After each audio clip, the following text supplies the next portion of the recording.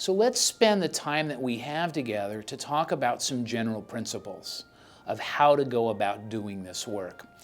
But I'm here to tell you that while what we do is essential, because it's not just what we do, it's how we do it that really makes a difference in the lives of boys and girls. Because I really believe that kids don't care about how much we know until they know about how much we care. And children feeling special and worthwhile, and helping them to feel capable and competent and to do all the things you ask them to do in group, which is often out of their comfort zone. So it's how we do what we do that's just as important as what it is that we do. Enter the child's world. All too often in America, we make children fit programs when programs really need to fit children and their needs and their learning style and just the way that they operate in the world. I want to build a relationship with each boy and girl, with each teenager, with each parent. I want to call them by their name and treat them with dignity and respect and listen and empower and get them to see that on the deepest level I care. And that's what transforms people. Programs don't heal people, people heal people. And so us coming to group every day and bringing our heart and soul and giving the best we have, the boys and girls we serve deserve no less than that. So building relationships is really important. Let me share with you just a couple of principles that we find to be very helpful in working with children and in families where there's alcoholism or other drug addiction. And don't let, I'm so narrow. My focus is so narrow today. I'm only talking about children who come from addicted families. But you work in Sweden with boys and girls who come from other families where there's lots of stress. Psychiatric issues, domestic violence, child maltreatment, poverty, learning challenges, a mom or dad who's died. Don't let my narrow focus prevent you from extrapolating this to a much wider audience of boys and girls who desperately need your service.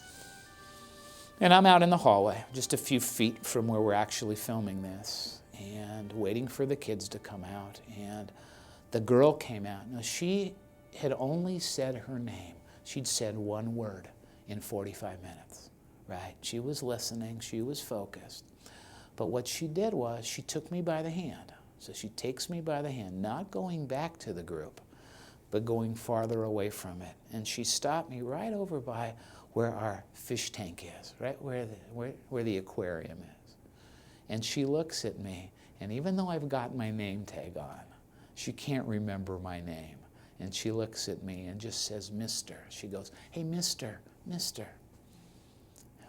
could you please tell me what I'm doing wrong so I could help my dad stop drinking alcohol? Just tell me what's wrong with me. What do I got to do different? Please, just tell me. I promise I'll start doing it right away. Just show me what in the world am I doing wrong?" And the pain and the guilt and the shame that so many little kids carry around inside. So teaching kids the true nature about what addiction is so important. First step in the process.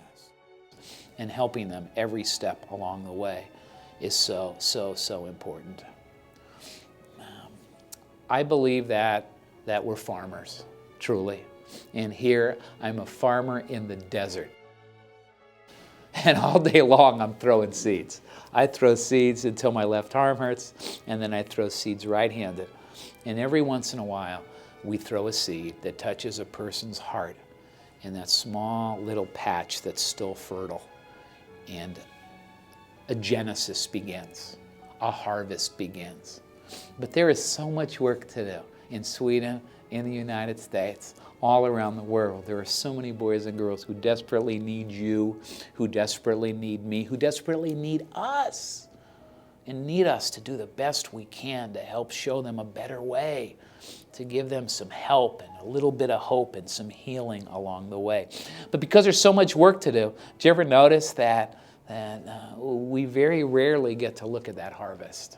Because now there's more seeds to throw and more fields to to till and hope for sunshine and rain, and in Sweden, a little bit less snow. I think that would be a good idea. That's just what I'm hearing. So we very rarely get to see the harvest. Well, let me leave you with a harvest as a way to thank you.